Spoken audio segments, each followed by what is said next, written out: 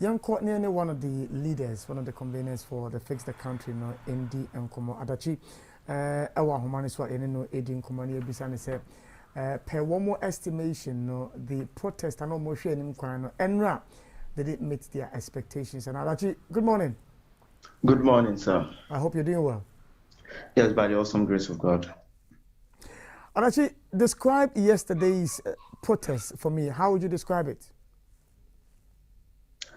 I think yesterday, by the grace of God, we had a massive protest. Early morning, we had by 4 p.m. we have 4 a.m. Sorry, we have people already gathered there before some of us even got there, and it was a nice scene.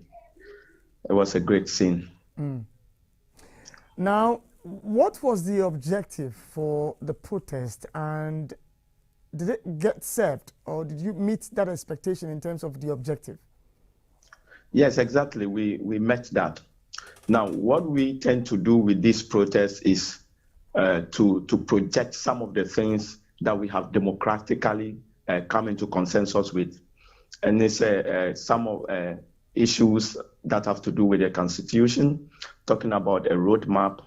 And then we are more interested in making the people who we represent understand that this is the source of most of the socio-economic problems, the source of the growing executive power that we are experiencing or we've experienced over the 30 years. So we want the people to come out themselves, bring out their grievances, and also come to listen to some experts on the ground and what they have to say. So mostly we are targeting the people and the leadership as well, and trying to encourage the culture of protest as well. So this being the warm-up, and then we have this great show, we were indeed excited.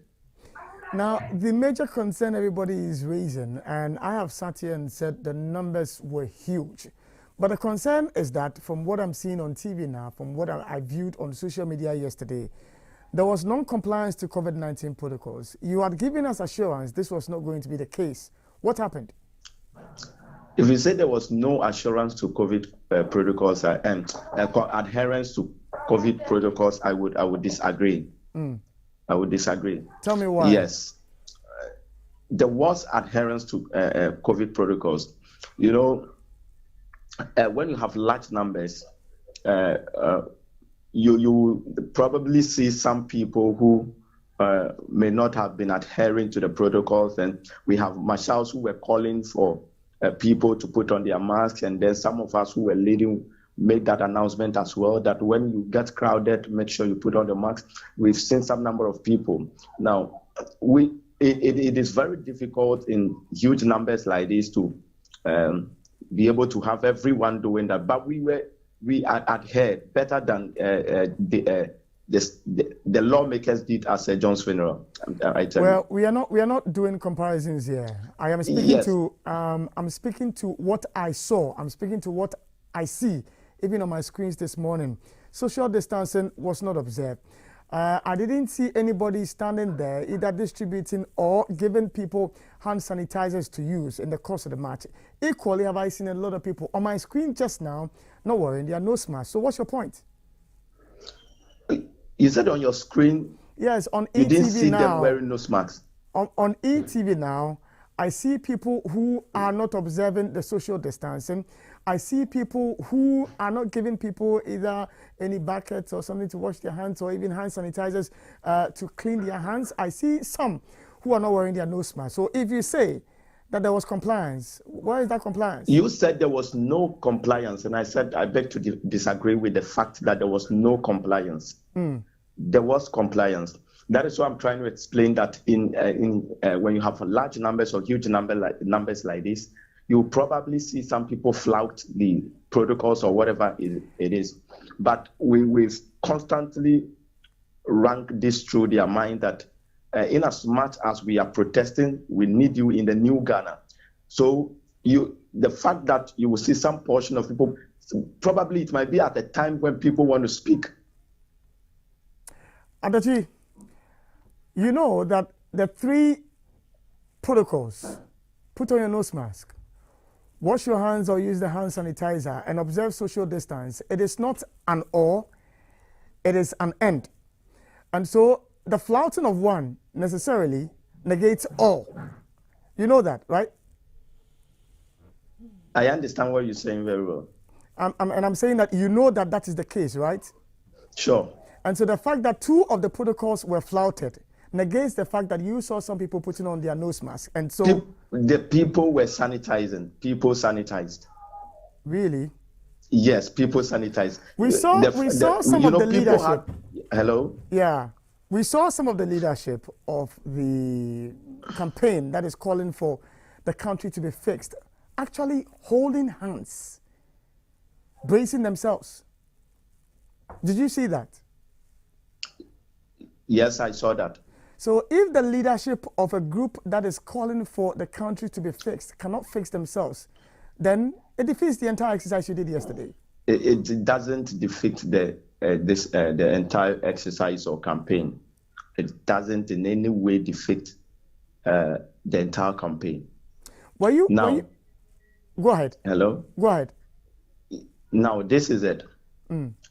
Now, the COVID, even when you go to the World Health Organization's rules for protests during COVID, people who have close relations and know each other for some time, or have stayed together, or have some close relations, and they know they are not carriers of the virus, can group themselves together. You and I know that very well. So which of the leadership are family members? They don't necessarily need to be family members, but these are people who have worked together for some time. And they know their state. You mean to tell me before you embarked on the demonstration, you, the leadership, you had seen your COVID-19 results that suggested that all of you were negative?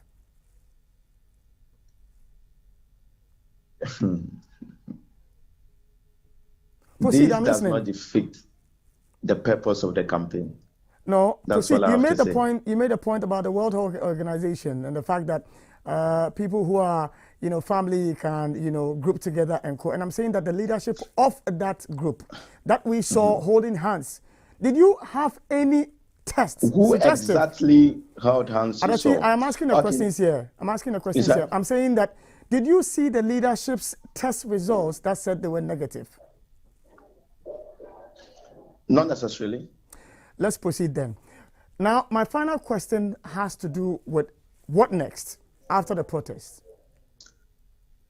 What next? The media saw what the people were talking about. The media was around. They have listened to the people. They have heard. They've seen placards of people. They've seen what people are complaining about. I think the media now should open up high-level conversations on these kind of things.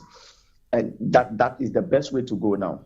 Now, for us, when you ask what next, we said that demonstrating is not the main aim of the movement.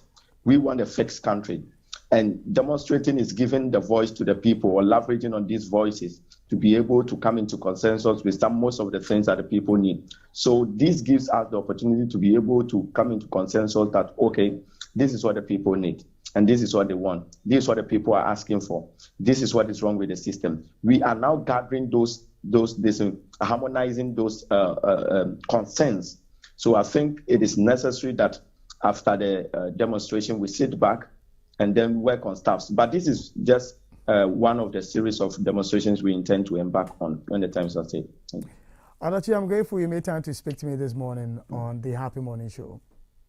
Okay, thank you.